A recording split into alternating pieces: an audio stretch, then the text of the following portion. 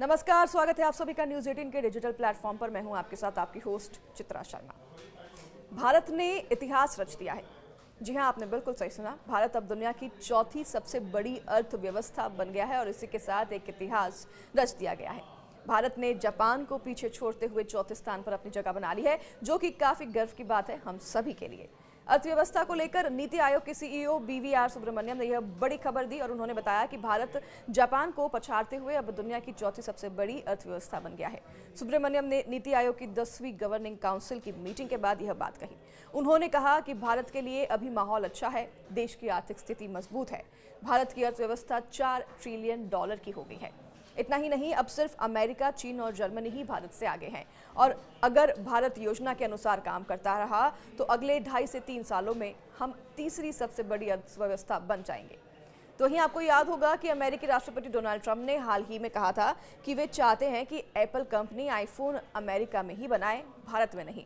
तो इस पर सुब्रमण्यम ने जवाब देते हुए कहा कि टैरिफ कितना होगा यह कहना तो मुश्किल है, लेकिन अभी भारत में चीजें बनाना सस्ता है।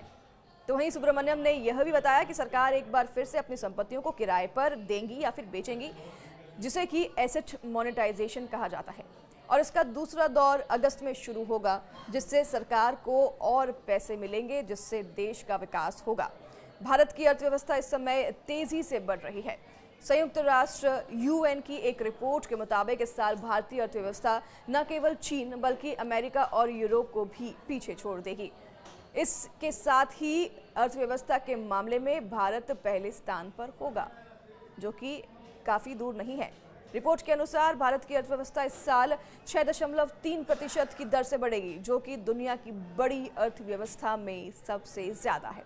फिलहाल चीन की अर्थव्यवस्था 4.6% है, अमेरिका की 1.6% है, जापान की 0.7% और यूरोप की 1% की दर से बढ़ने का अनुमान है। तो वहीं यह भी अनुमान है कि जर्मनी की अर्थव्यवस्था में 0.1% की गिरावट आ सकती है, जिससे कि भारत और भी ऊपर आ सकता है। इसका साफ संकेत है कि भारत तेज गति के साथ आगे बढ़ रहा है और जल्द तीसरी अर्थव्यवस्था बन जाएगा।